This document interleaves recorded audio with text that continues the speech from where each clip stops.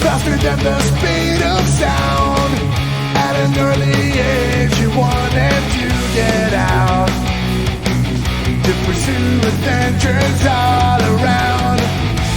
Things got tough sometimes, but it's all good, cause Tails is his best friend. He's always there for him, he's his sidekick. Through bad and good times, over and over again. What you see is what you get. Just a guy to live adventures. It's Sonic the Hedgehog. And hey everybody, welcome back to the IDW Sonic Rundown. And fellas, we made it once again. This episode, we're going to be catching up. We will be covering the most recent release, as of the time of this recording at least. We'll be ending on Sonic the Hedgehog issue 59. We got a lot of stuff in between there, don't get me wrong, but it's exciting times. We're exciting times. Yeah, it's pretty crazy that we've made it here. We are officially caught up. What that means, we will have a further discussion towards the end of the episode. We are also doing a follow-up episode to this that is going to be covering a lot of the specials and individual comics that have come out in between a lot of this stuff. So this is kind of it, at least for now. It's pretty crazy to say that, but we do have a mini comic series to go through. One that is pretty incredible. Oh yes, fellas. Without further ado, a comic series that I do not think necessarily needs an introduction. Sonic the Hedgehog, Scrapnik Island. This whole miniseries was given to us, written by Daniel Barnes, and art by Jack Lawrence. Okay, so this was cooked up for Halloween as a more darker, spookier sort of story that they wanted to push that came out over the course of 4 months. Suffice it to say, it's excellent. It's really good. And you are going to get to see why. But the first one of the instances of getting to see it is the art. Jack Lawrence's art here, excellent. It's so good. He really puts the color work and, mood very heavy.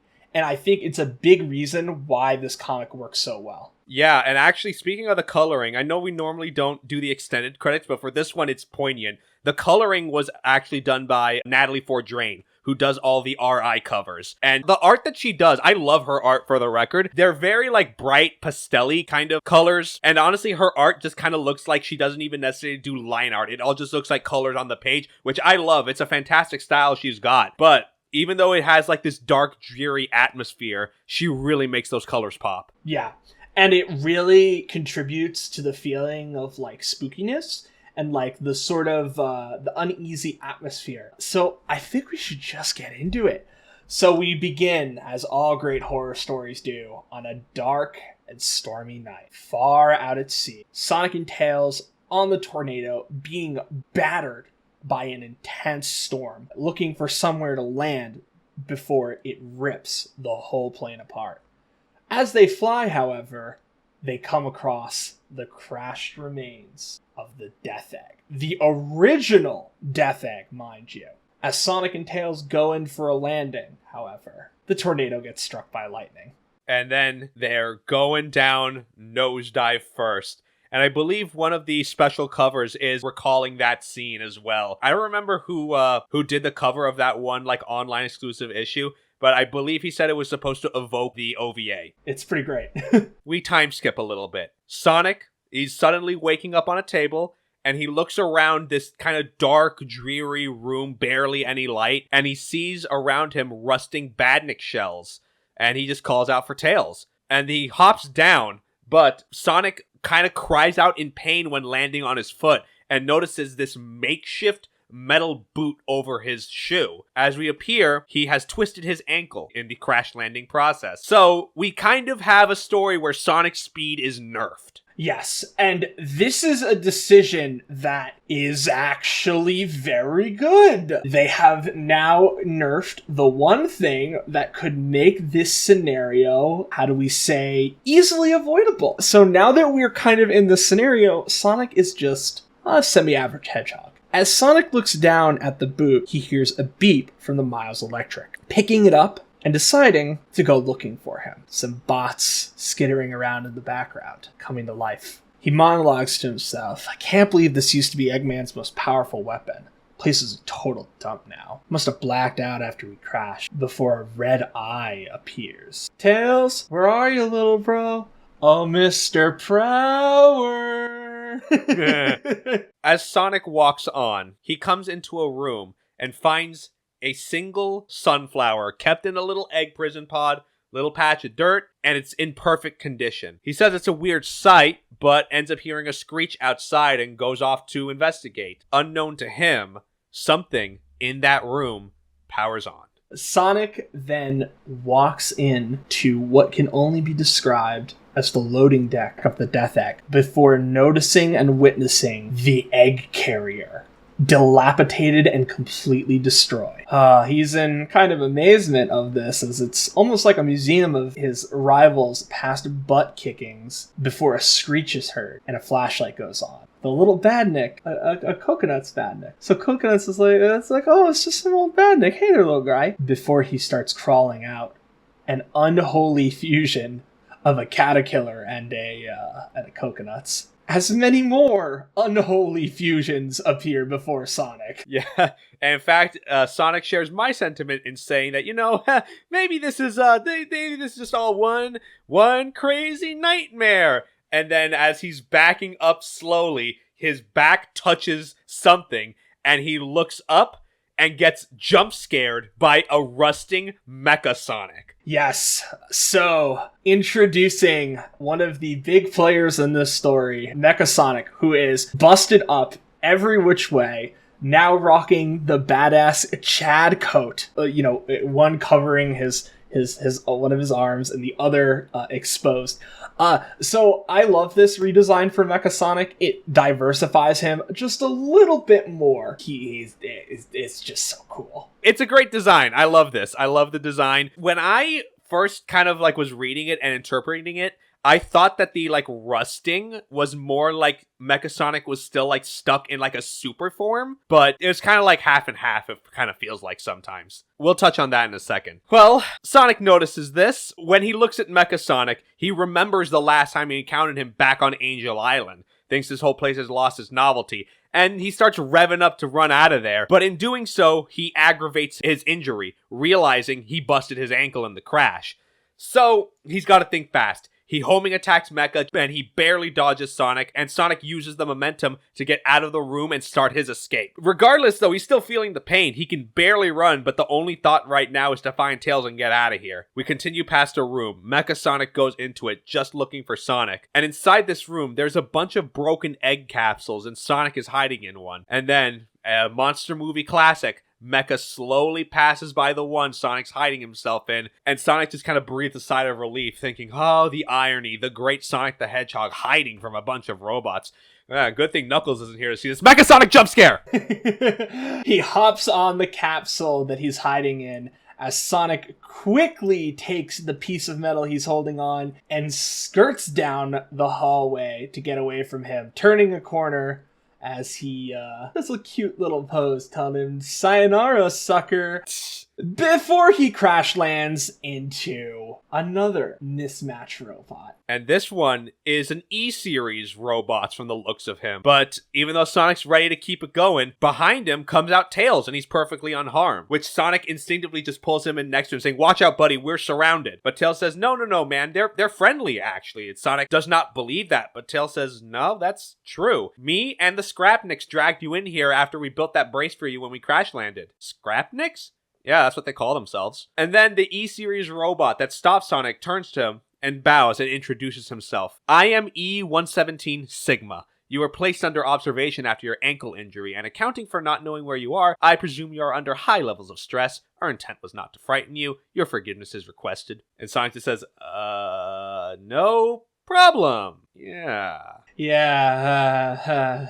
Before we continue on, it would be a little remiss not to mention this. E-117 Sigma technically originates from Archie. Yes. So, to kind of give the whole storyline, back in the day when we talked about it, Sigma was mentioned in an Archie blog post titled The Files of E102 Gamma and was one of the robots Gamma hunted down in the Archie canon. I noted it down here. That blog post for Sigma saying that when Sigma fought Gamma, he emitted a quote-unquote zero virus to infect Gamma with. It didn't work, and he was able to decommission Sigma.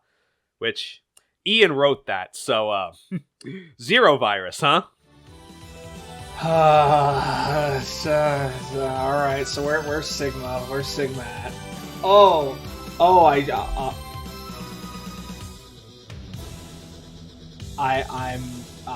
just...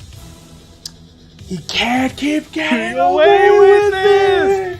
Yeah. But he always will. And for the record, I don't think this is supposed to be canon to IDW Sigma, but hey, you know, that's really cool, isn't it? Yeah.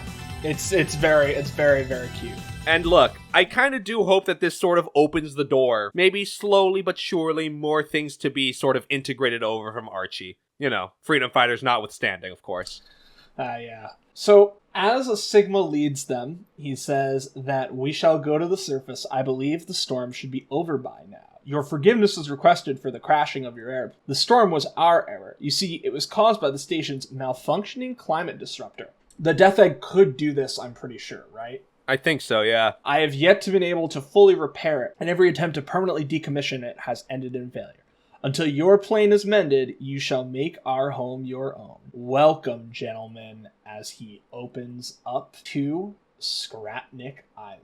So, Scrapnik, for those who don't know, is essentially a place where Eggman's old robots and decommissioned parts have sort of formed their own cute little community. And they're all trying to escape from the stigma of being a part of the Egg Empire. Yeah, and honestly, it's a very small sliver of land, but it actually is very pretty to look at. As Sonic and Tails see this whole situation, Sonic can tell that Tails is just beaming with joy and counts it down. Tails geek out in 3, 2, 1. And he goes, wow, a whole civilization made from recycled machine and spare parts? This is incredible!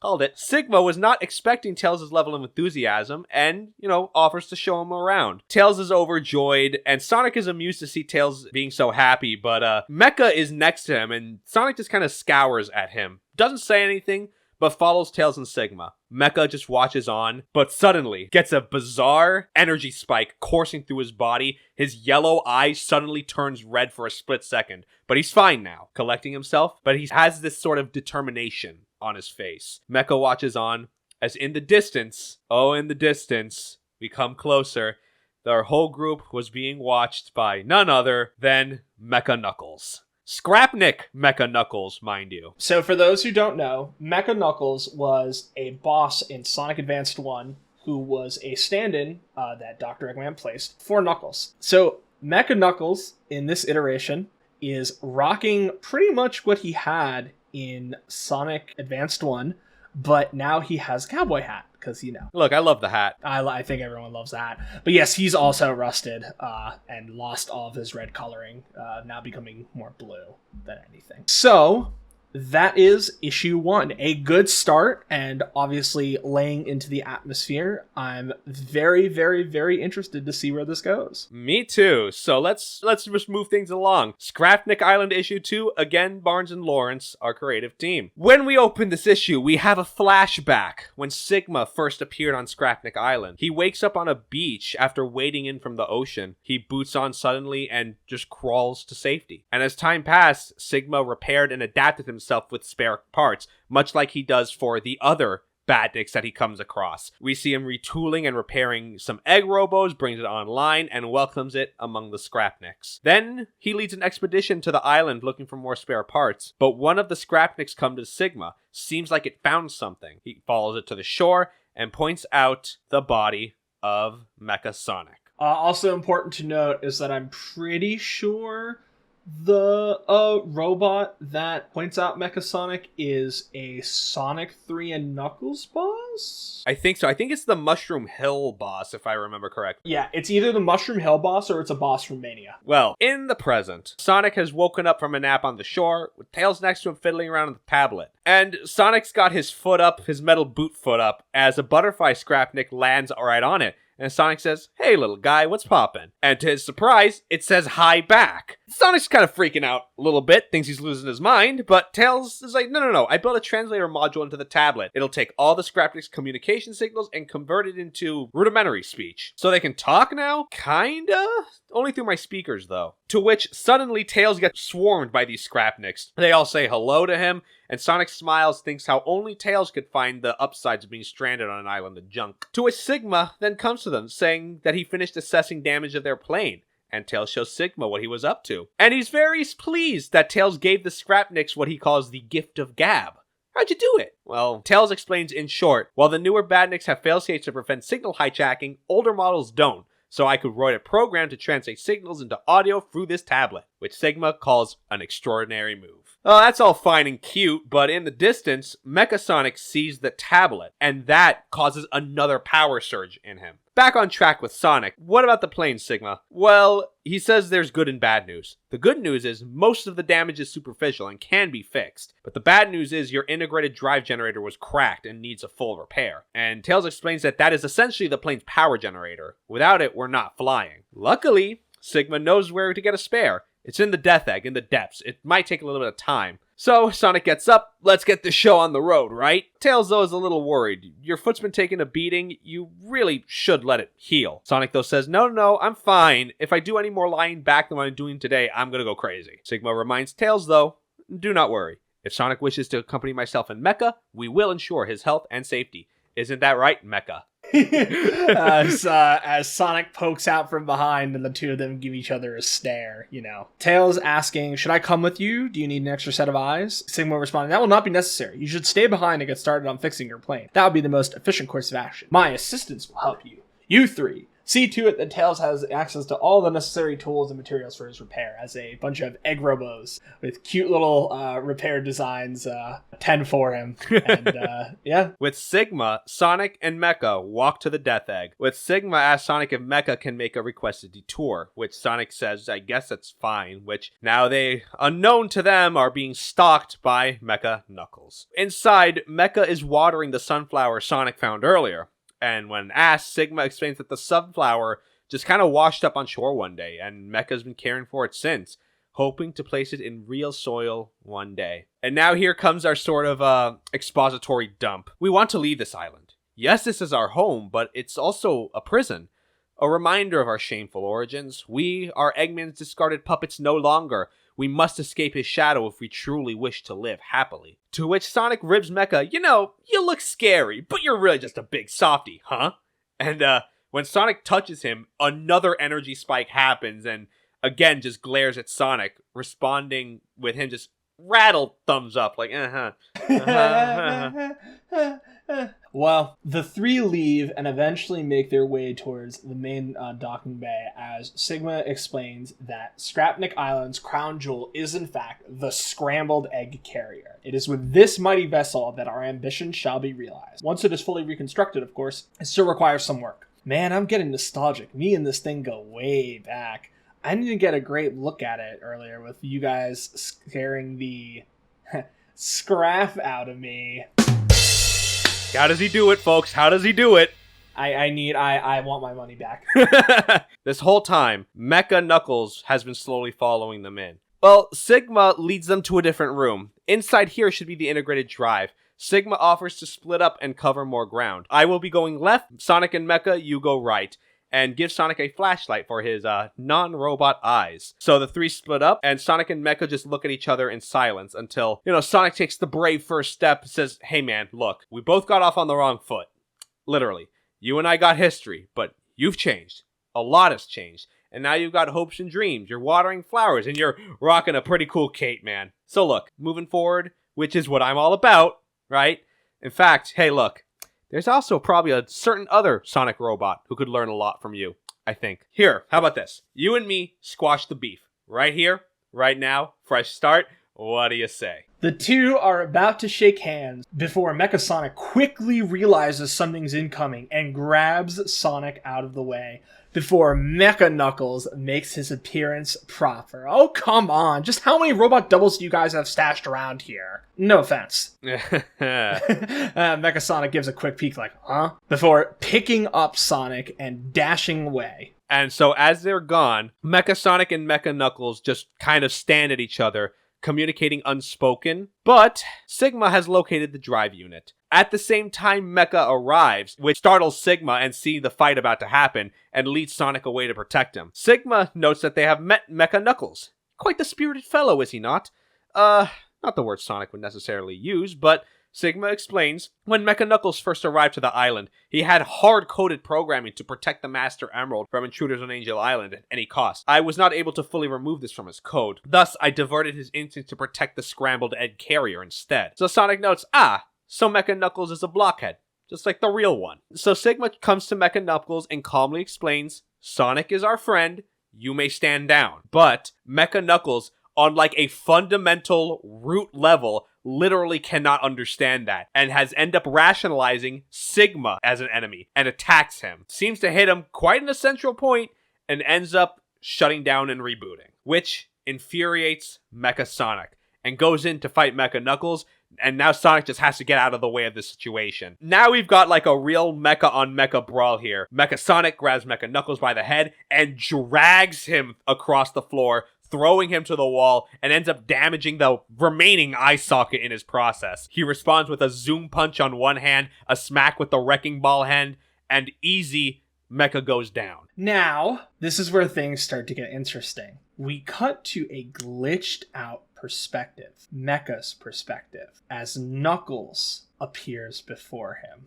Well, Knuckles, and then half Sonic. Keep in mind, this is all very glitched out. This must be Mecha Sonic's internal process. The fake Sonic says, you might look scary, but you're actually trash. I'll bash your brains in, blockhead. What do you say? As Mecha Sonic goes for a swipe against the invisible, dataless, glitched out Sonic, and then realizes he's not even there. Then, behind him, a three-pronged fusion of Eggman, Sonic, and Knuckles appears. And this is some glitched out, disgusting shit right here. Oh yeah, this art is zenith. This is the zenith of art as far as IDW Sonic is concerned, in my opinion. He says, at long last, you are complete Mecha Sonic. You are my greatest creation to date. Before punching him as Knuckles. Trash.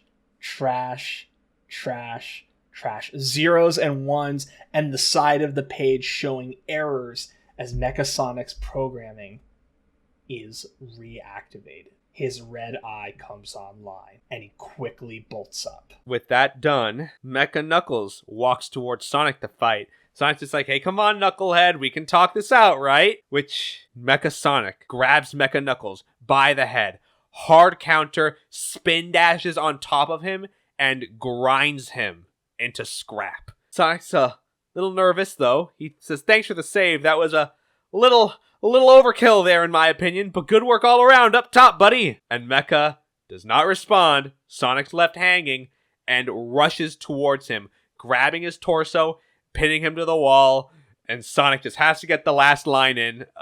No high five then.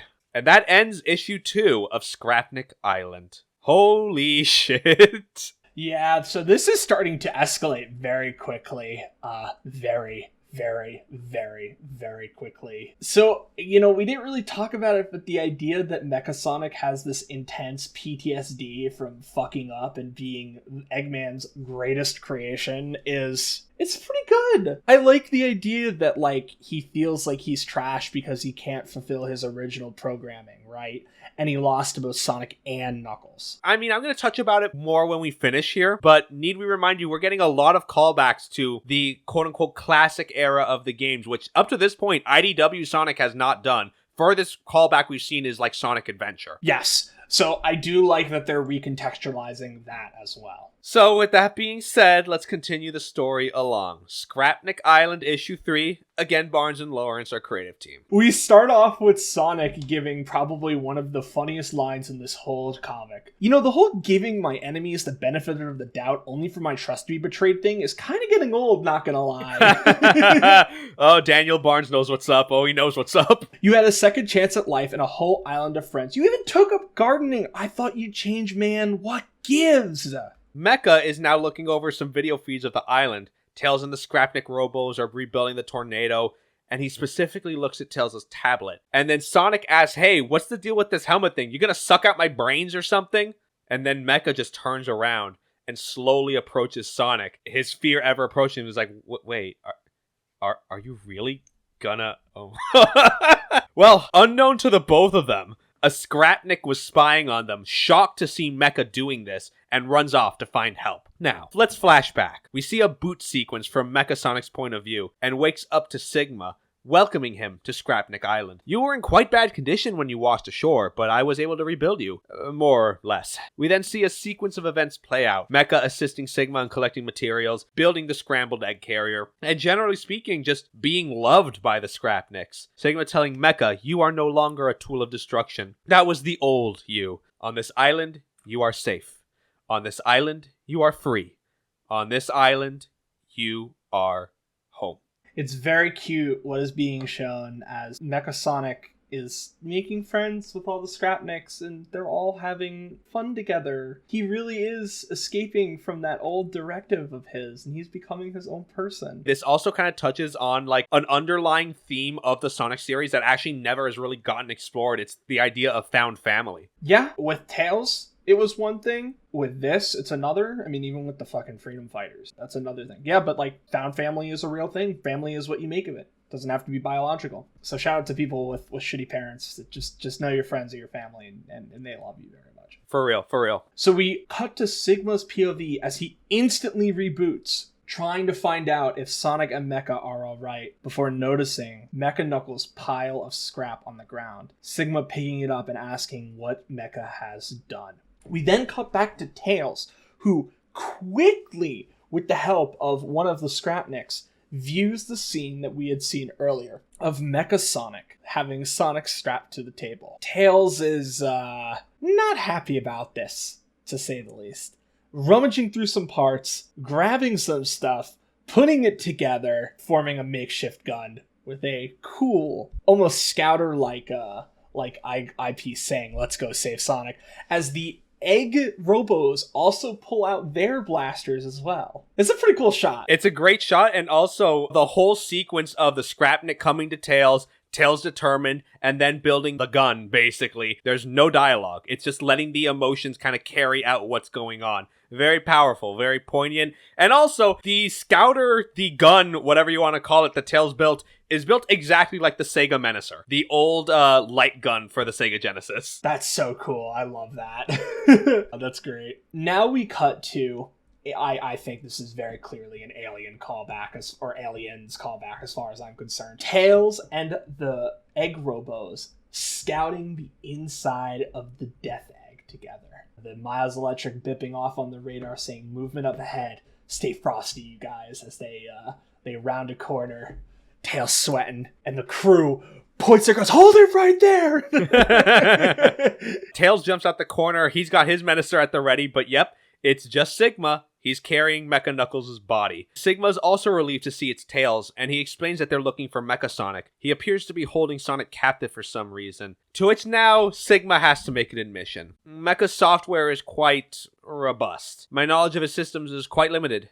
When I rebuilt him, I tried to rewire his coding, but it seems my efforts were insufficient. His old protocols and subroutines must have awakened somehow, and they're warping his cerebral processor. This is my error, not Mecha's. He's not thinking clearly, Tails. This scene also now this is kind of where things go from like, we're at 10 now, we're at 15.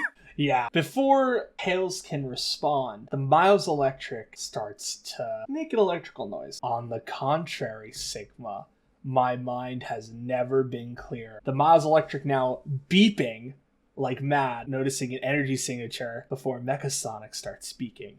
behind you as he immediately starts running around, bouncing off the walls. I hope you guys are ready for some based shit that's about to happen.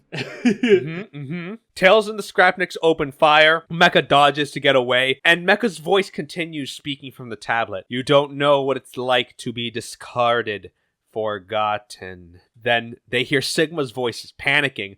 Tails points the light from the scope, only showing Mecha Knuckles' hat on the floor. In the darkness, Mecha ambushes one of the robos. He's firing, trying to escape. Tails and the other robos just have to run. And as Tails escapes, he thinks he really underestimated his speed. I assumed the rust and mismatched parts would have slowed him down, but he's as fast as Sonic is. If we can hunker down in a small room, we can limit his movement, then maybe we can stand a chance. Right, guys? Tails looks around. The other egg robos are gone. And in their place, Mecha Sonic slowly walks out of the darkness. And then Mecha explains, once upon a time, I was Eggman's greatest creation. We were supposed to conquer the world together. After I was rebuilt, I waited for Eggman to come back, but he never came. He left me to rust on this forsaken junk pile. A grave error on his part. Now that will be corrected. And then Tails is like shaking, pointing his gun towards him. What's that got to do with us? What do you want with Sonic? I have plans for Sonic, and they are of no concern to you. Give me the tablet, and I will spare you. And then Tails, feet on the ground, pointing his gun, come take it. And then Tails just starts blasting. Mecha dodges the ammo easy, and even though the Scouter is able to lock on directly into Mecha as he's rushing into Tails, he swipes the gun out of Tails' hand. Tails' only response left is to hit a spin dash to get a hit in, but Mecha is able to grab him in the air and slams him down on the ground. Enough. Mecha has grabbed Tails' tablet, and before Tails can recover, Mecha grabs him and he opens up a trash chute. Looking at Tails, now you will know what it's like to be thrown away, and shoves him down the trash chute and falls aimlessly into the darkness. Oh. Okay. Oh God. Oh God. So Mecha reappears in the room with Sonic as he says, "Oh, hey there, Gruesome. Welcome back. Hello, Sonic." He quickly notices Tails' tablet and says, "What did you do with Tails? Where is he?" Mecha saying, "He's where he belongs. Don't worry. You'll be joining him shortly." So we have reached our climax. The image on screen showing a light bulb and two arrows pointing to Sonic and Mecha Sonic. I hope you guys are ready, because, oh boy, we got quite the finale for us, including a very special call-out reference that, we'll bring up when we get there. A lot of call-outs and references. They do not disappoint. Scrapnik Island issue 4, our final issue for this miniseries. Barnes and Lawrence once again our creative team. We open with Mecha beginning preparations. The eggnog and modifications have been prepared, and mind transfer preparations complete. To which Sonic nervously says, what you mean by mind transfer there, buddy? Back in the day, Eggman was enamored with the idea of controlling badness with his mind. Upon your head is the prototype helmet. But once he cracked it, he got bored and scrapped the whole project. With the help of your little fox friend's tablet, I will use it to download my mind into your body. He plugs a wire into his head. And so Sonic is very surprised to see that his plan is to suck his brains out, but Mecha is quite serious. The scrambled egg carrier is a hulking piece of junk held together by naivete and blind faith. It will never fly, but your speed can let you run across water. With your speed, I can get off this infernal garbage dump. I'll make sure the doctor never forgets me again. Yeah, okay, well, what about Sigma? What about the rest of your friends? Are you gonna ditch them like Eggman ditched you? Before he quickly takes a pause to say, "Friendship is a weakness. A brief glitch in my software brought on by an eroding processor. They were never my friends." As the Scrapniks watch from the ceiling in absolute horror and sadness. "You're full of it! You don't mean that!" Sonic says. "Enough talk! I'll show you exactly what I mean. commence mind transfer, as he throws the switch and the electricity falls between the two of them. The two's minds are becoming transferred as the Scrapniks descend below, saying, "Stop, stop, stop." Mecha saying, "No, wait, what are you doing?" Destroying the central computer and stopping the transfer. Mecha is in shambles on the floor. It's gone. It's all gone. All my work now. I'll never get off this island. He quickly turns around. "You ruined everything. I'll crush you!" If you don't know, if you're a little bit of a zoomer in the Sonic community, classic line coming from Absolute Kino fan project, Super Mario Bros. Z. So Mecha Sonic is the core antagonist in that series and is essentially from Sonic's world, where he has gained absolute power and is essentially a extremely powerful killing machine, akin to Cell, right? Mm-hmm. And there's an instance where I think Shadow is fighting him, right? And he's getting the upper hand. And he just screams, "I'll crush you," with the voice line.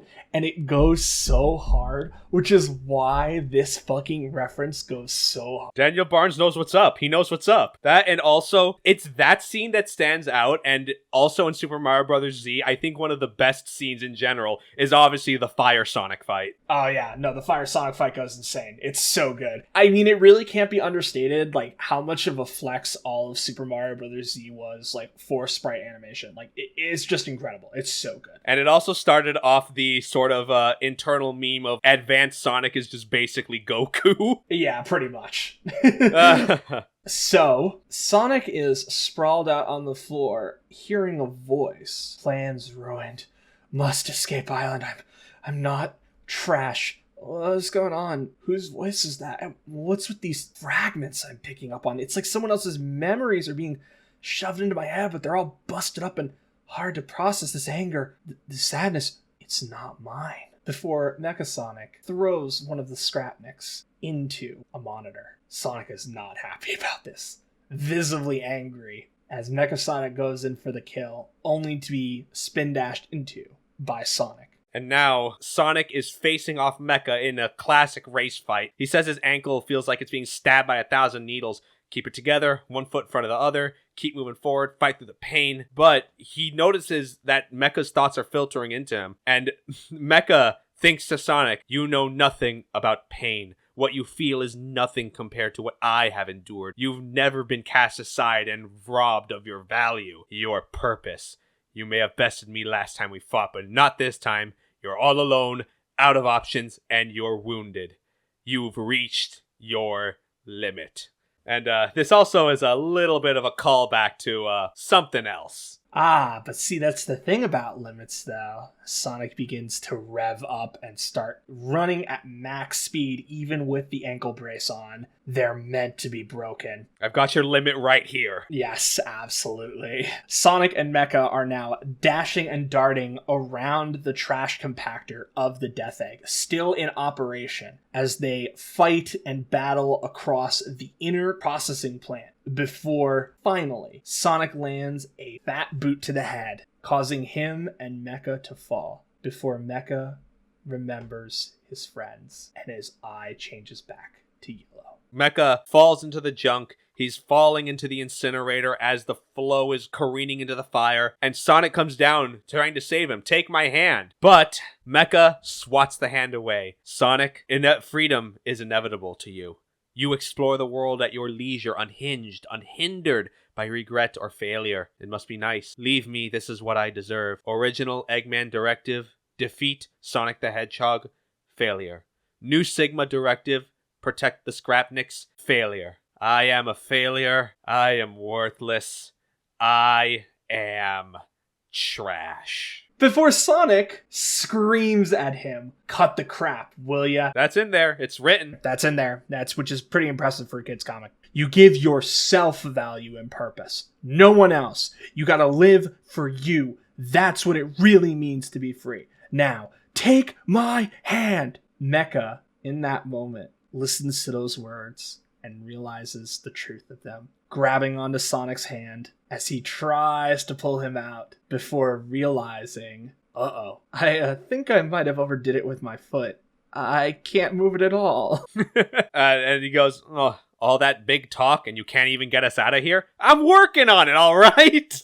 Before another hand takes hold of Sonic's, Tails's. Now, Sigma and the Badniks together pull out Sonic and Tails from the incinerator. With them done, once safe, Mecha is swarmed with love by his fellow Scrapniks, all a big group hug.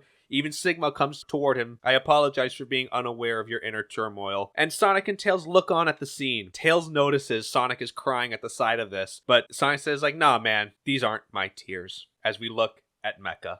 Happily with his Scrapnik friends. Adorable. So good. All right, no. But the real tearjerker isn't even here yet. That's the best part. So, back in the lab, Tails has just finished removing Mecha Sonic and Mecha Knuckles of Eggman's old programming. Sigma saying that the Scrapniks will never forget the kindness and bravery Sonic and Tails have given them, and it's all in a day's work, according to Sonic. Now, let's go fix the tornado.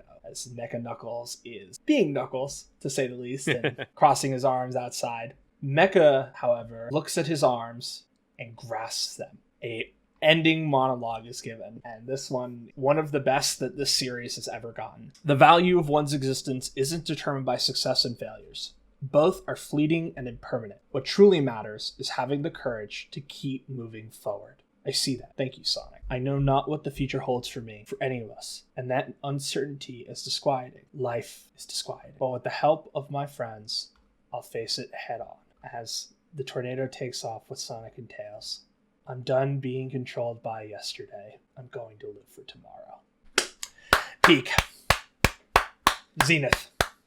Holy shit. Yeah, no, this was incredible. Daniel Barnes, you wrote your heart out, and it showed. The love really, really shows. Honestly, I really hope in the future we can get more writers that have written for IDW Sonic before in the annuals to work more in a capacity like this. But regardless of that, yeah, no, this is the best miniseries IDW has put out thus far. That's an easy swish. Easy swish. A lot of what makes it so good is, again, us describing it is one thing, but really when you dive into the artwork and the way that it's paced and the way that it all comes together, it's why the medium of comics can work so. And that's a big reason. I'd say just go read it and you'll see exactly what we mean. I don't know if I like this more than Imposter Syndrome, because I think the overarching stuff Imposter Syndrome is doing is really interesting. But I think that this is easily right next to it. Oh yeah, I mean for me, this, like I said, is definitely the top tier of IDW Sonic as far as the miniseries go, because the intention of this was to be a standalone story. When issue 4 was released, Daniel Barnes did confirm that this does take place in between issue 56 and 57. But art's fantastic, the writing is fantastic. We called out the one reference of the Super Mario Bros. Z, but the trash chute in the Death Egg is designed to look exactly like the copy machine in the Sonic OVA. Suffice also to say, the scene of Sonic and Mecha in the trash chute evokes the end of OVA as well. Yeah, and also, yeah. The final shot of Sonic and Mecha looking on at the Death Egg is very end of Evangelion. Yes, absolutely. It's got that vibes to them, It was great. Another amazing miniseries. I hope that IDW has many more to come, but that is our last miniseries that we are covering for the time being. However, we do have something rather interesting to talk about before we get to the main stories. So for Sonic IDW's 5th anniversary, there was a 5th anniversary edition of issue 1, including a small mini story at the end of it. We've already covered issue 1, so we don't really need to go through that minutia again, but we will, however, be covering Familiar Territory, which is that short mini story. Yes, it was the new quote-unquote B story that was done for the 5th anniversary special, and it was given to us with writing by Ian Flynn and art by Tracy Yardley. It's a short one, but I'm very happy to see Tracy Yardley back, even for this short time. Yes, absolutely. Let's get into it. Vista View is under attack again. Those poor folks just can't catch a break, says Sonic, as he's promptly smashed up by 2 shellcrackers, getting his crap beat into him. Before a lone civilian comes in with a wisp on, asking, "Hey there, are you okay? I remember you." And he figured out how to use that wisp on. What can I say? You gave good advice. So for those that don't remember, this civilian was one of the first people Sonic saved during issue 1. Yes. He was like cowering in the corner. He had that same cube hammer Wispon with him. Sonic saved it and says, hey, come on, man, put that to good use. Come on. And then he dashes away, just doing his whole hero-like thing. But as he says, oh yeah, you gave good advice. More than that, you were an inspiration. I never saw myself to be a hero. I just grabbed a Wispon out of desperation back then, but you believed me, you saved me, and you trusted me with the Wispon in my hands, and you ran off without a second look. I had to become stronger after that. And then he recalls during the metal virus. It reached his town. I stood my ground and protected my neighbors because I thought that's what you would do, Sonic. But unfortunately, I was infected and turned, and I don't remember much else after that. But then I do remember waking up one day, completely cured, and it was because of you. You saved me again. And I'm taking that as a second chance to do better than before. With Sonic replying, it's nothing special, buddy. Just me living by my own feelings. Yeah, but you can turn gold and fly. That's a special case. You see, before a buzz bomber hits them with a laser shot. Rain check on exploding? Right, let's save the town. I'll follow your lead, pal. As a cute little tear in his eye. He's so excited to be praised by his idol for Vista View and everyone in it. And that's the end of our short little mini story. Pretty cute. Not super in-depth, but, I think that's a nice little story to have for an anniversary. It's like, oh, hey, it's one of the first people that Sonic saved, and he got inspired, and that's cute. It is a great companion piece to the first issue. I will give him that. The reason why I placed it kind of along this, because number one, the 5th anniversary special was released, pretty recently at the time of this recording. So I just figured, timeline-wise, Sonic and Tails come back from Scrapnik Island. They're back in Central City. Sonic gets a call from Jewel to come to Restoration HQ, and on the way there, he passes by Vista View, and this occurs. Yeah, it makes a lot of sense in that context. So, oh my god. Welcome to the final 3 issues of current IDW. We've made it. Holy shit. This is crazy. I don't think we need anything else other than to just get the fuck into it. So, Sonic the Hedgehog, issue number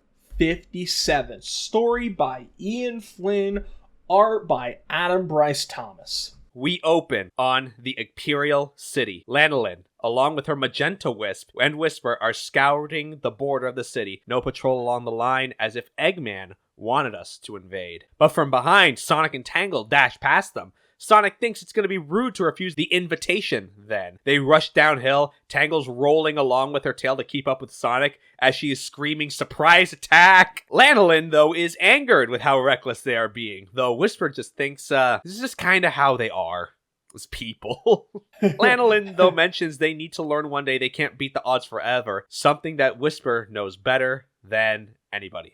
I love PTSD. Needless to say, Lanolin, she's taking a bigger stage in this arc now. Yeah, so I feel like a lot of this is partially because A, Adam Bryce Thomas, and also B, because of fan reception. People have really taken a liking to this character, so I think they want to develop her more, which, hey, another cool original IDW character, all for it, no complaints there. No complaints from me either, and effectively, Adam Bryce Thomas just kind of inserted this character as, an incidental character in issues before this, but now, effectively what I'm saying is that Lanolin's his baby. This is his OC, and I'm very happy to see the OC graduate into a canon character. Yeah, congrats. You've done it. Inside the city, Sonic and Tangle fight their way through the Badniks. Sonic saying that these Badniks have been spread thin the last time he was here. Tangle hopes not too thin. She wants to fight too. She trashes a Badnik. She notices another security Badnik activated and comes toward her, which, if I recall correctly, this is the Death Egg Zone mini-boss from Sonic and Knuckles. Yes, it is. Sonic and Tangle dash around its crushers as Lanolin rushes in front of Tangle to get behind her, and her Wisp gets into her custom Wispon, made like a sheep bell she wears around her neck because she's a lamb, effectively. And once it goes in, she flicks it, and that sends a shockwave in the middle of the air and disorientates the boss. But from above, Whisper comes in, fires her laser Wispon right through the main body, and Sonic calls that a nice shot as he runs away from the falling debris. But Lanolin yells at Sonic, "Did you forget why we're even here, bro?" Meanwhile, back at Restoration HQ earlier, Sonic arrives saying, "Hey there, Jewel, you said you needed a favor?" As Lanolin, Tangle, and Whisper, alongside Jewel, are in the command center. Jewel explains that while the restoration primarily focuses on humanitarian rebuilding efforts, Lanolin here has made a case for us to expand. The restoration will be rebuilding a rapid response team to take the initiative to protect the people and handle threats they detect. It's an all-volunteer group so far. The team made as of now is Lanolin, Tangle, and Whisper. But Tangle is very excited to have Whisper back around, calling her bestie, has her in her arms. It's all fun and good. As Sonic comes toward Whisper, asks, how are you feeling after you fought Surge? She says she's doing fine. Alright then, what's the favor? Sonic asks. Well, Lanolin explains she heard about Sonic's time in Eggman's newest outpost, so she wants to take the team inside and figure out how to take it down. Jewel explains these three are most capable. We are dealing with Eggman here, so we want your expertise here. And easy peasy, Sonic's in. You guys got a team name? To which Tangle hops up and says, yeah, we are the Diamond Cutters. Lanolin vouches for that, but Whisper doesn't really, and clearly looks a little miffed. Yeah, the shot is great as, Tangle is just, haha, and Whisper's just, like, mad, just extremely angry, as the second shot is just her sweating, as Whisper is even angrier now. Average sapphic relationship.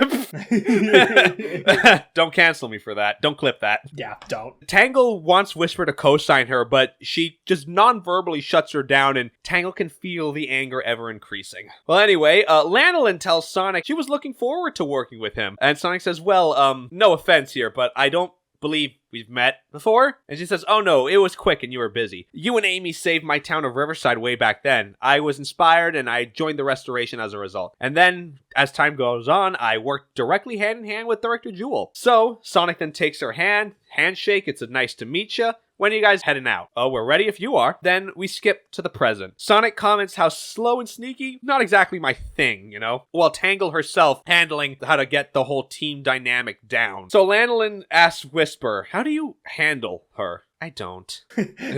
Real. Oh boy. Tangle senses the hostility, asks Whisper, do we have anything to talk about? No. And she just walks on with Tangle's dismay. So Sonic asks, well, if we're going to keep going through the city, are we going to keep doing that? But Lanolin has another idea. She pulls out a camera. The camera also designed like a Dreamcast VMU. That's a fun little shout out. Ask Whisper, can you take your hover Wispon and send this up? My little Wisp Maggie can't fly that high. So she has Green out and flies up with the camera, and from Lanolin's tablet compares it to Sonic's info. It seems like the city has physically expanded, as in, it's growing bigger. But Tangle has not seen any construction equipment or, egg ponds and the funny little heart hats. Well, our data's limited, Lanolin adds. Let's try another point in the city. But Sonic has another idea. Green, give me a boost. Green merges with Sonic. With the hover color power, he flies up into the air and looks around to find a certain spot. And once he gets what he needs, he flies back down, unmerges, and tells the team, I found the spot where Metal and I wrecked the escape plan. Not only has that spot been completely repaired, it looks like we never even crashed. The city is not only getting bigger, it's healing itself. To which Lanolin adds, how's that possible? No clue. And Lanolin is just like, why are you so nonchalant about this? In the back, Tangle asks Green if she can use color power too, but Whisper says, maybe later, time to go. Lanolin then takes a minute to think. If this city is functioning like a living organism, something has to be powering it. To which Sonic adding, I didn't see Eggman's usual mining equipment. They're 5 stories tall, hard to miss. Tangle comments how the trees around the city looked like they were in rough shape. Could it be pulling stuff from underground? Then Sonic remembers Bell said that there's a network of tunnels from the underground. So, with a general idea, Lanolin gives the order, Diamond Cutters, move out. Cautiously, to Tangle and Sonic's dismay. As they move through the city, they find a service elevator and go underground, stealthily taking out badniks as they come across them. Then they start going down this tunnel, and this may be a coincidence, but the way these tunnels are designed kind of give me the vibe of Sector 6 from Final Fantasy VII. Like a touch. Yeah, a little bit. As they go down, they reach the tunnel's lowest point, and there's a dead end, which Whisper says, make way. And then she aims her Wispon down at the floor, fires, and it's left with an opening. Tangle uses her tail as a grapple and lowers herself and Lanolin down into the hole. There's a lot of empty space, and Lanolin uses her Wispon to create some light from the shockwave generation, and they only find relatively thin pillars of earth supporting the area around them. Come back up. Yeah, there's nothing down there, and that's the problem. It seems like Eggman is strip mining the environment. the minerals, the plant life, nutrients, it's all gone. So Sonic thinks he's figured something out. The city's gonna keep expanding, and it won't stop until Eggman has taken over the entire planet. Not too shabby, Doc. This makes the Death Egg look Bush League. Lanolin then orders the retreat. Let's get back to Restoration HQ. We rally the troops and we march on the city. But Sonic thinks, wait, why don't we just do it now?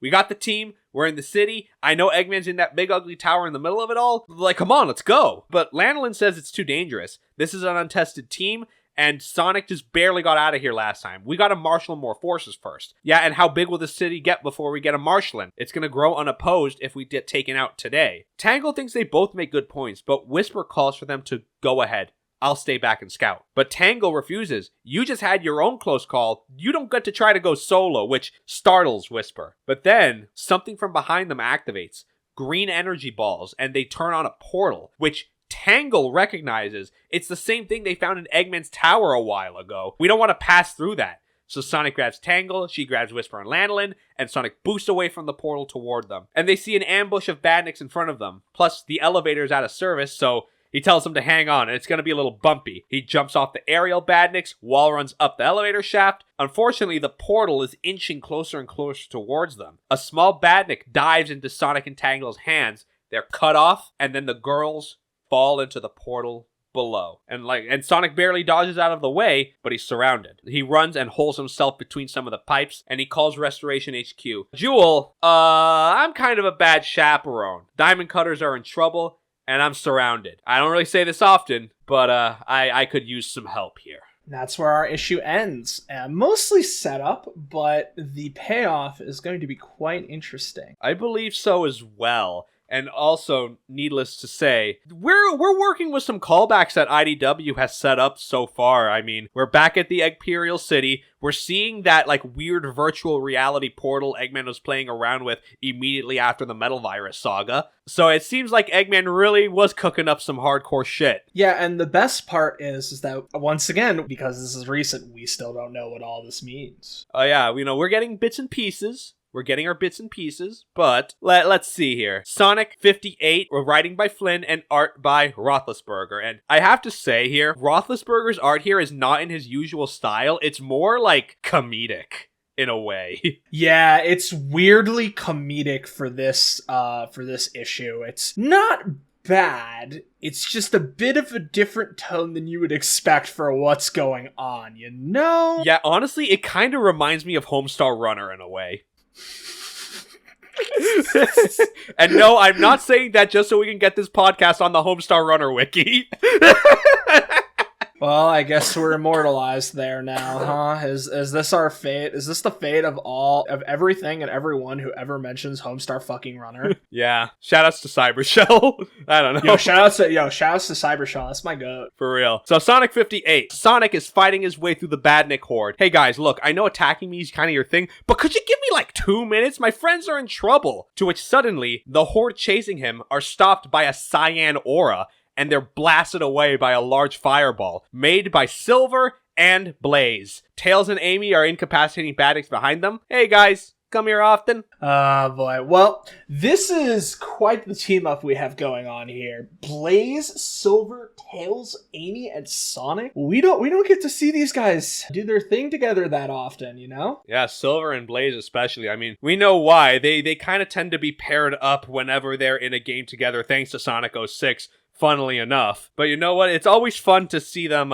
incorporate stuff like that. Yes, absolutely. It's pretty good here. Amy comes to Sonic. You hurt? No, I'm okay, but I do appreciate your help. And sorry to make you work on your vacation, Blaze. And she says, think nothing of it. I will never turn a blind eye to villainy. And Silver is just happy to have some general direction. Tails asks and says, hey, I thought this is why Lanolin organized her group. I thought they were with you. Sonic kind of catches them up to speed. Eggman City here is kind of auto-building and strip-mining the earth below. Then we got ambushed by a trap like the one we found in Eggman's tower thingy. Tails asks Blaze, do you have time to go home and get the soul emeralds? Blaze says, that's not gonna work.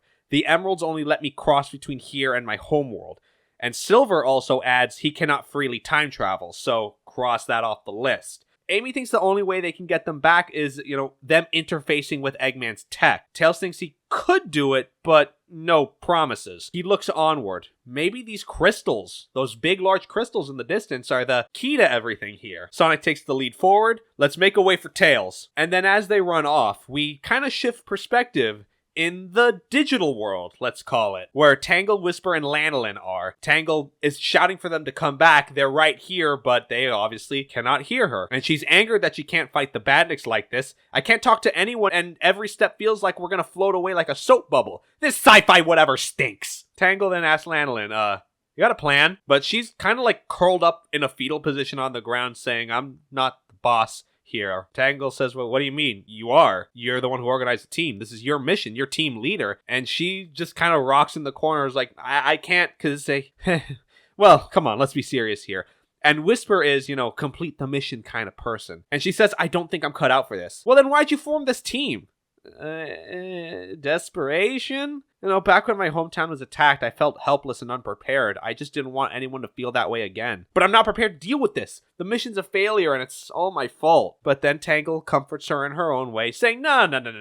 We failed together! It was a team effort, and Lanolin is not happy at this statement. That doesn't make me feel any better. But Tangle continues, look, take it from someone who slingshot myself off a cliff once or thrice. It's okay to make mistakes. Jewel carried me out of some bad situations, and you got a team that can help you out of this one. We're going to walk away from this a little smarter, a little more experienced, and with a great story to share with HQ. How can you be so sure? And Tangle seems, yeah, we're the Diamond Cutters. That's why. We're awesome and we never give up. Right, Whisper? And then Whisper just slowly turns around and just asks, why? Why Diamond Cutters? My team, my friends, what I lost. Wait, lost? When Tangle said former teammates, I thought you meant they disbanded after the war. No, we were betrayed, destroyed. I thought, I didn't, I want to just say it before Tangle erupts into a storm of tears. I'm sorry, I didn't think of it like that. Your old teammates were such close friends. They were so cool and confident. I wanted that for us, so we wouldn't drift apart again. Oh. Before Whisper starts thinking the couple moments about her leaving Tangle, her tears at the loss of her friends thanks to Surge, the kindness she accepted from Vel, and hugging all of her wisps again as she is resting in a hospital bed. Tangle is bawling out of control, saying that she was so caught up in the moment. Lanolin is saying she can always change teammate before she puts her hand up, and Tangle stops crying. My old team, we were there for one another. Our wisps, they're here for me now. And even though I've tried to walk away, everyone has been there to support me. Sonic, Tails, Belle, you. The only person not trying to help everyone is me. I don't know the whole story, says Lanolin. But if you were betrayed, I'd understand having trouble trusting others again. No. One person hurt me. One person took my friends from me, not you. Not the restoration, just him. I can't let him take this from me too. I can't. I won't let his fear poison me anymore.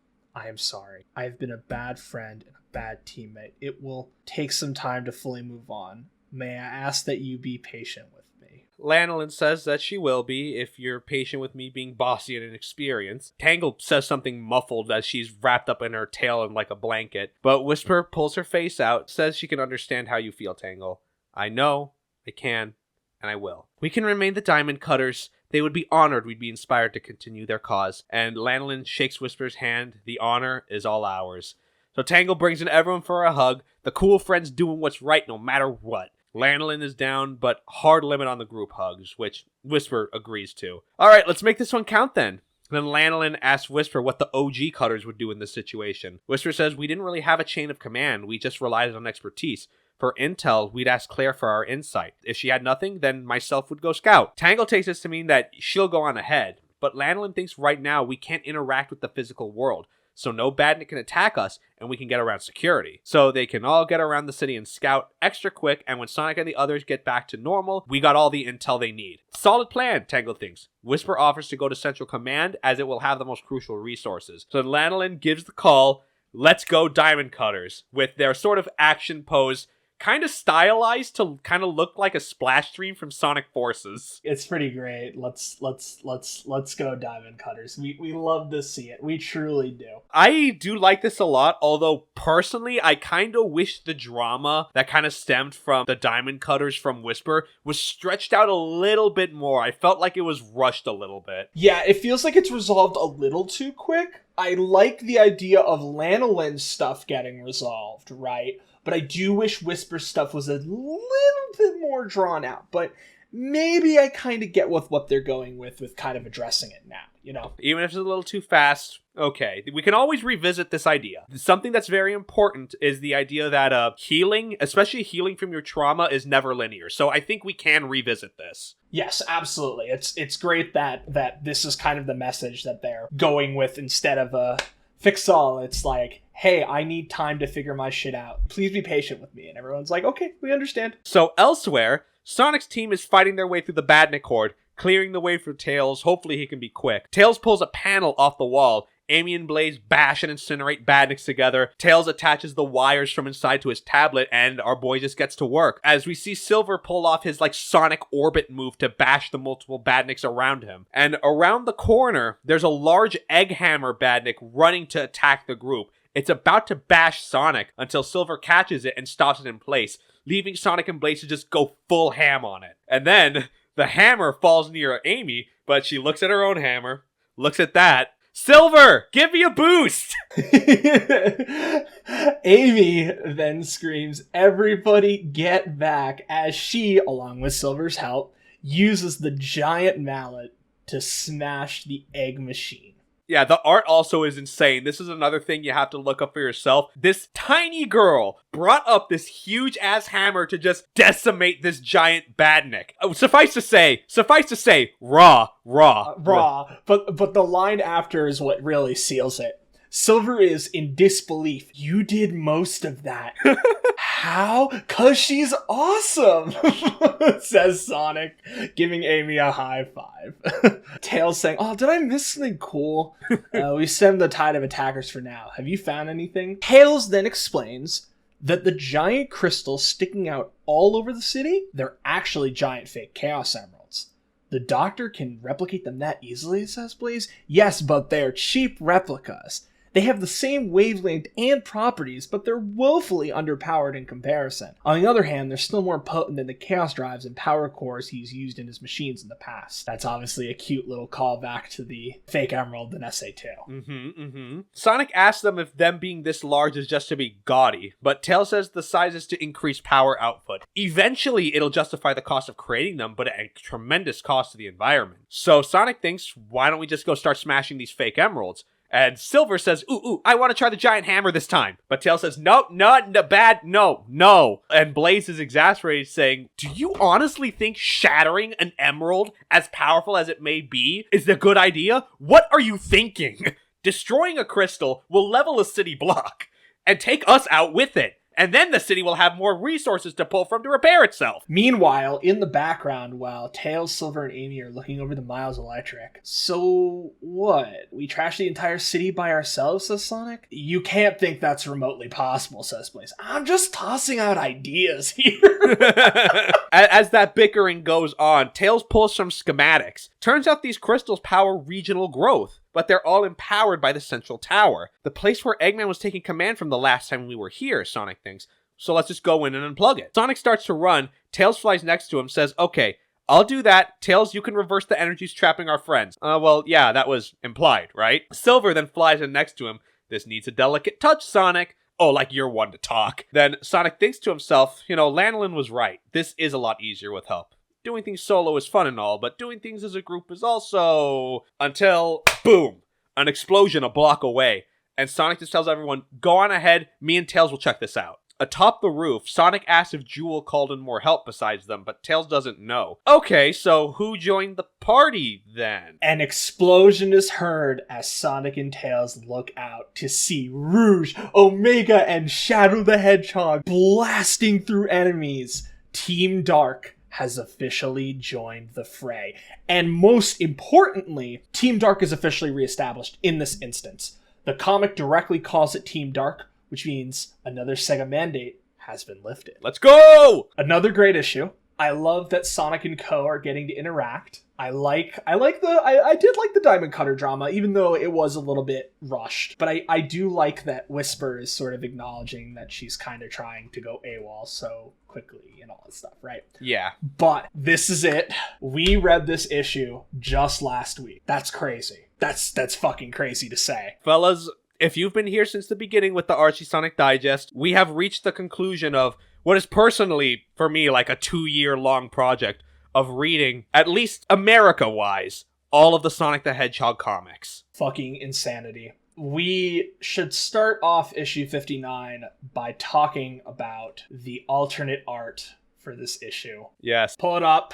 Oh yeah, I'm gonna use this. Normally in the videos, I use the A covers, the standard A covers, but the alternate B cover, this is the hardest piece of artwork Sonic the Hedgehog has ever fucking seen. Shout out to Natalie Haynes. This is evoking sort of a Renaissance era piece of Shadow the Hedgehog being swarmed by shadow androids. In fact, Natalie Haynes herself said that she was inspired by, I don't remember what the art piece itself was called, but it features like Lucifer in tears. And to basically call Shadow a fallen angel, that's the rawest fucking thing I've ever imagined. Yeah, I cannot overstate how fucking based this art is. It is absolutely superb for this issue. Now, before we begin, we got a lot of hype around this issue because the covers, the discussion, Adam Bryce Thomas on Twitter hyping it up. There is definitely something happening with Shadow, and we are going to start seeing it. I mean, we've already started seeing the beginnings of it with the murder of Sonic the Hedgehog, for example. Yes. But now we're finally going to get to see it in a more serialized context. So that is seen in the very, very, very first opening. Adam Bryce Thomas is the artist and Evan Stanley wrote. The Buzz Bombers surround Sonic, Tails, Shadow, Rouge, and Omega, as Sonic is in shock that Shadow has arrived. And instead of a shitty retort, he simply waits for a second and says, Sonic. Rouge saying, hey there, kids. I'm flattered that you'd want to come rescue little old me, but as you can see, you're a little late to the party. I have no idea what you're talking about, nor do I care. Okay, that's more in line with what we're expecting from this character. Still a little quippy, still a little angsty, but it's more of just like, I'm here on a mission. I don't know what you're talking about. Leave me alone, right? Yeah, that's better. That's much better. That's much better. Rouge opens saying that I called my boys in to see what we could do about this delightful little burg the doctors put together. That tracks. The more Eggman concentrates his forces, the more I can destroy, says Omega. Silver brought in Amy and Blaze as well, and Amy rushes between Rouge and Sonic, who at this point, Rouge kind of like threw her arm over Sonic's shoulder and like got in real close, from like a little too close, one might say. So Amy rushes in and pushes the two of them away from each other, saying, this is a pretty altruistic situation for you, Rouge. And she says, yeah, of course. And if we happen to find anything valuable in Eggman's vaults, it's a reward for good behavior. And Tails says, okay, whatever. Regardless of the situation, you're here now, so let's team up and take out the city. But Omega comes back to Rouge. This conversation is irrelevant to the mission, which Rouge takes that as the team vote of no to the team up. Omega says, I will attempt not to hit any of you in the crossfire, which, character development. Character development. Rouge splits from the gang. No hard feelings, but I think you're only going to slow us down. To which Sonic obviously takes offense to that. Blaze thinks that their efforts can only aid us. You know, it's the principle of the thing. Until then, Eggman's voice bursts over a loudspeaker, with the intent of welcoming Sonic and his simpering tagalongs to my latest creation. Welcome to my city of tomorrow, a self-replicating, self-repairing metropolis unlike the world has ever seen. So go ahead, try to destroy it. For every building you level, a dozen more will take its place. And you know what? I think the occasion calls for something I've been saving for quite some time. Then out in the sky, we've got large deployment badniks dropping their load, if you will. Shadow looks up in shock as he sees what's being deployed. Welcome to the Eggperial City. My shadow androids will be happy to show you around. Enjoy your stay. as short as it may be. So, the Shadow Androids is a very interesting concept to bring back. For those that do not know, for the Zoomers in the audience, one of the key plot points post SA2 is the idea that Eggman started work on a Shadow Android project. This was shown at the end of Team Dark's campaign in Sonic Heroes and then further explored in Shadow the Hedgehog. Shadow Android? Am I an android too? I can't, man. I fucking, that line is... It doesn't help that was like, Shadow the Hedgehog, for the record, was the first game where the 4Kids cast was incorporated into the games cast. So, like, I think Jason Griffith was still, like, figuring it out, if you will. Yeah, he was figuring it out for a couple of years. Let's be honest. But no shade to him. He got his shit together and he's pretty good at the end of the day. But this is a really interesting callback, especially for this issue specifically. Wild. Technically in canon, I don't know how they consider Shadow the Hedgehog canon, in what way, what route, I don't know. But the fact remains, if I remember correctly from Shadow the Hedgehog, the only two characters who have seen the Shadow Androids are Shadow and Omega. Yep. We move now to Eggman's throne room. He's laughing as Orbot congratulates him for his intimidation speech. But Eggman's just enjoying the show. He's shoving down popcorn and all. Oh, it's been so long since a plan came together so properly. And these badniks modeled after Shadow's superior skill set really was a stroke of genius. I knew holding onto them would pay off one day, and Sonic will regret coming back here. And Eggman's boasting, Metal Sonic is by his side as, unbeknownst to them, Tangle, Whisper, and Lanolin in the digital world are spying through the door. They sneak into the room as Eggman tells Cubot to give him the cheese flavoring for his popcorn. Tangle, still sight unseen, is messing with Metal Sonic, does the little bunny ears behind the head, and Lanolin's a little pissed that she's not taking the situation seriously, but she just lets it pass. Let's check out the room. There's got to be something useful in here. Then they look at the monitors that are viewing the fight, and Lanolin asks what these robots are, but Whisper, does she recognize what these are. These things are what happened to the first Diamond Cutters, and she falls to her knees, and the world is fading to black around her. Kind of not dissimilar to what we saw with Kid a couple of issues ago, if I remember correctly. Yeah, very, very, very similar. Tangle, thankfully, pulls her up, brings her back in. It's gonna be okay. But Whisper panics, no, it's too late. But Tangle just hugs her. Whisper, clearly unnerved at everything, but says, it's not gonna happen again. We're not gonna let it happen again, okay? I promised. But slowly but surely, the light returned to Whisper's world, let's say. Outside, the army of Shadow Androids is approaching the group. Everyone's fighting for dear life, and Sonic asks Tails, exactly what are we dealing with here? Tails has no clue. They're moving too fast for us to get a read on. As the army of Shadow Androids walks towards them, Blaze gets in front of the group, and she just unleashes a firewall to stop the horde, but they just walk through it, to her shock. That really should have stopped them. Amy uses her hammer to push them back. She does a little damage, but one of the androids grapples her hammer and is throwing her in place. Sonic says, okay, Silver, can you make us a ramp to get out of here? Silver quickly swats away some badniks, and we see our boy reaching deep, deep down, and he pulls the earth up to make the pathway into a ramp. Sonic grabs Tails, Amy, and Blaze. All right, guys, time to bounce. And he leads the way out of the Shadow Androids. As they dash through and up, Sonic sees Team Dark holding their own against the androids. If we join forces, we can gain the upper hand here. Blaze then offers herself, Sonic, and Amy, hold on to my arms. And as they grab on, she extends her arms back and uses her fire to propel toward them. Pretty sick move, actually. Pretty sweet. Rouge is looking at the situation, not happy about things. Shadow pointing out that the Doctor is trying to overwhelm them with numbers, but there's no strategy to their movement, easily manipulated. Once we move to a better position, we can take them out. As Blaze throws both of the hedgehogs and then has them come crashing down on two of the androids. You got some cousins you never told us about or something, says Sonic. Please, these cheap copies don't deserve to wear my face. Good one. See, but that's in character for Shadow. It's not angry. It's more of just come on. These guys, are you for real? We both know this shit. Come on, man. That's a 1-800 come on, son.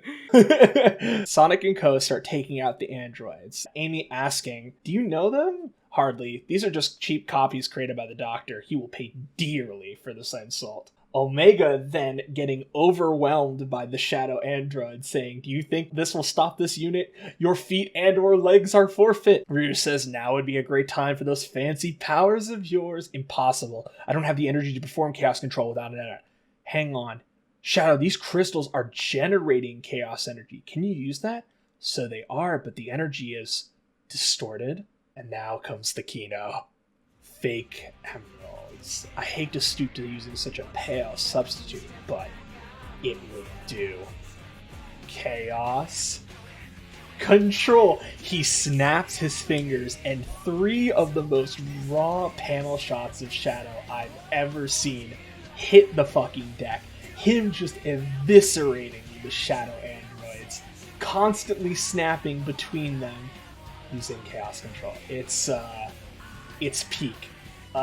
Saying much better as the androids fall to the ground in pieces.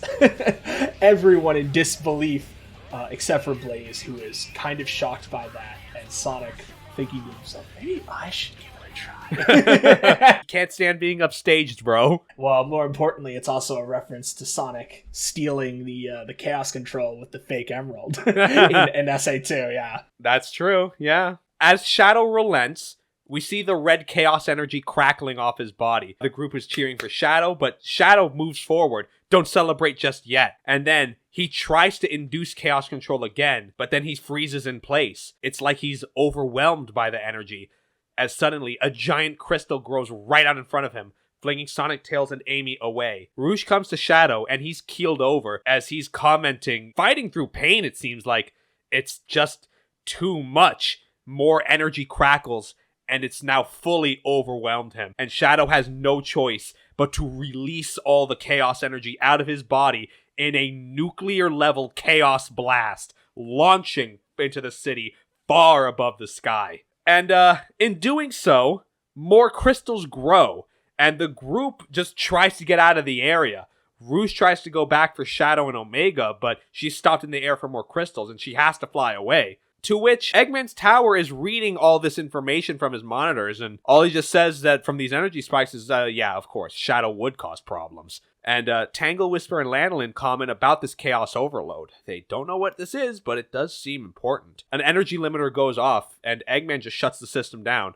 Very, very cute, but it'll take more than that to take out my city. With everything turned off, the group end up sitting on the city's outer ring. Looks like it's calm now, but unfortunately, Shadow and Omega have been lost to the city. Well, Amy just asked what all this was, and Tails reads the energy on his tablet, says it looked like a runaway feedback loop. But is this a security measure or a design flaw? Wish I could analyze this stuff back in the lab. Rouge is clearly distraught by what just happened. Sonic goes to console her. Hey, they're tough. Maybe they're the toughest. And Silver adds, at least now we know what we're up against, right? Now we can figure out how to take them out. Sonic co-signs that. You're not going to be separated from your friends for long. Rouge ultimately thanks him for this. The way you stay chipper truly is a wonder, Blue. It's simple. I'm just looking forward to seeing Shadow's face after we rescue his sorry butt. Then we move back to Eggman's tower. Power slowly returns. The Eggnet towers are rebooting. The Badniks can't get a hold of Sonic and the rest of those animals, they report. But Lanolin notes that the power surge was almost enough to take out the city. If we can trigger another one, bigger, and stop Eggman from rebooting it, we can cripple the city for real. But Lanolin notices that her hand is phasing back into reality, and the 3 panic, realizing that they are free from cyberspace, right in front of Eggman. I've seen you two before, Eggman says, looking quite menacing in the shadows. And it looks like you ran into my spatial displacement trap, enjoying your time left helpless and invisible, eh? You almost got out when the power dipped. I knew I should have updated those early models, but don't worry. I have the latest, greatest version right here. A trip through one of these should scatter your atoms into oblivion. Whisper quickly attempts to fire a shot before it phases through Egg. My trap separated you and your precious Wispons from normal space. You can't touch me. The device engulfs Whisper as Tangle reaches out for her before she's locked up. She hesitates before being shoved out of the way by Lanolin, who screams, "Find the others, tell them what to do, tell them," before being locked up as well. What a shame. Such precious knowledge, but no way to use it. Nowhere to run, no way to fight, as Tangle hits up against the wall, noticing that she can phase through it, and immediately falls through. And that is it.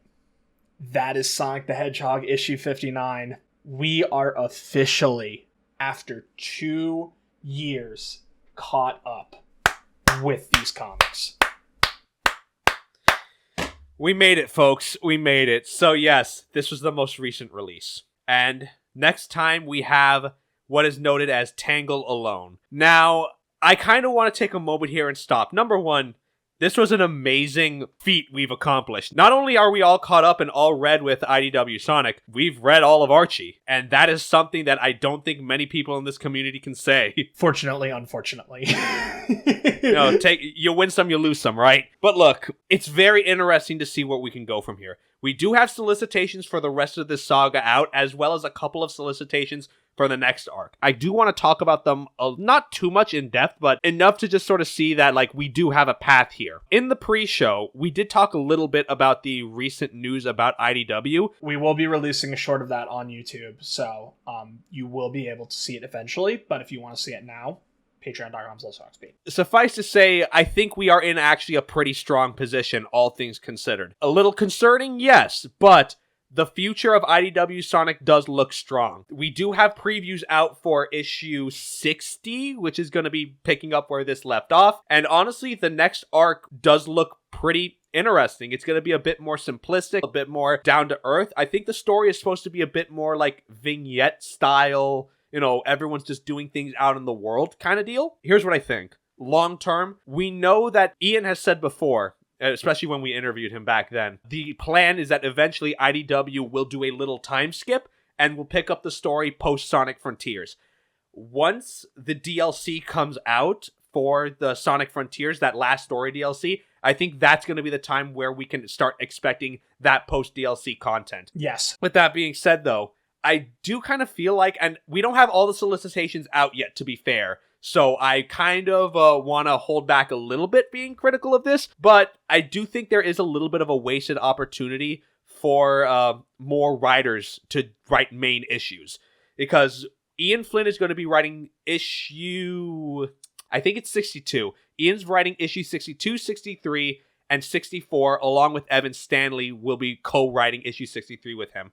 But considering the fact that it's supposed to be more like vignette style, separated stories, everyone's doing their own thing, there could have been a great opportunity to have Daniel Barnes write an issue, Ian Mutchler write an issue, Yeah, I would have preferred that as well.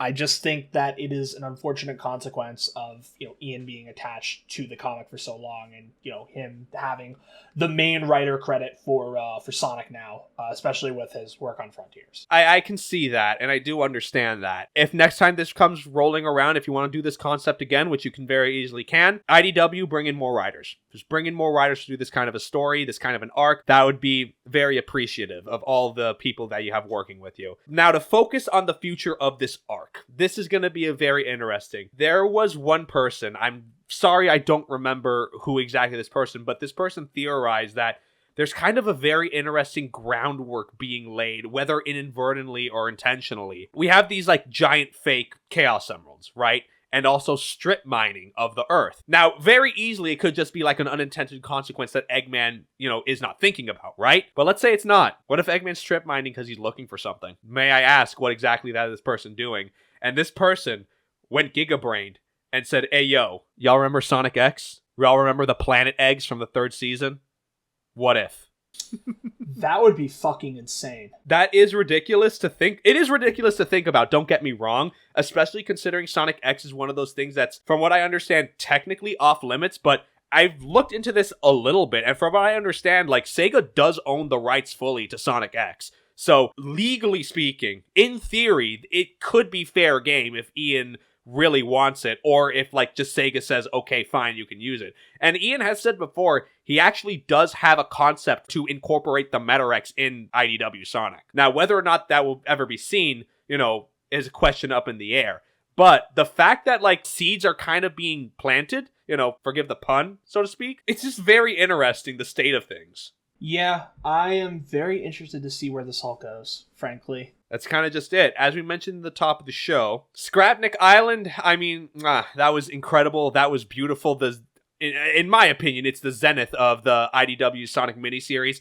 The collected, 4-issue graphic novel, I think that comes out in September. So for me, highly, highly recommend you pick that up. You will not be disappointed with that. It's just to check out the art. I mean, oh my god, that art is incredible. This arc is turning out to be pretty interesting. If anything, our boy Shadow's getting a redemption. And oh god, does he deserve that? Yeah, he does. He absolutely deserves it. And I'm very interested to see what's going to happen in issue 60 in regards to this. Before we do our sort of closing offs, let's do some housekeeping. So there are a handful of issues from IDW that we did not cover. We are going to be doing a final big episode to cover all the specials. That's going to include stuff like the Team Sonic Racing special, the classic Sonic specials that have come out every now and again. Tails 30th. The Tails 30th, yes, is included. We're also going to throw in some of the preview stuff from Sonic Frontiers that was in comic book form as well. It's going to be a lot to mix in. You'll see. It's going to be a final send-off to sort of IDW Sonic Rundown in its current form, let's put it. Suffice to say, we mentioned Patreon already, but got to give a shout-out to a new patron joined us this episode. Multi-slashed $2 a month. Thank you for joining us, and we hope that the content flows. We do have some more announcements that we will make at that next episode, so folks, stick around. Thank you for joining us. Patreon.com/SonicSpeed. $2 a month, early episodes. $5 a month, that and the pre-show. $15 a month, all that, and the video version of this podcast. We'll see you guys next time for the, I guess, in its current form, the final episode of the IDW Sonic Rundown. See you then.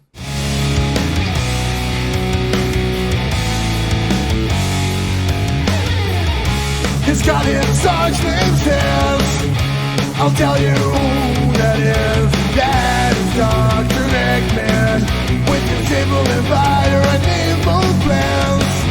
Eggman wants to conquer the world, but the hedgehog won't let that go. Whenever Sonic's anger explodes, his enemies will meet the fury of his aggression.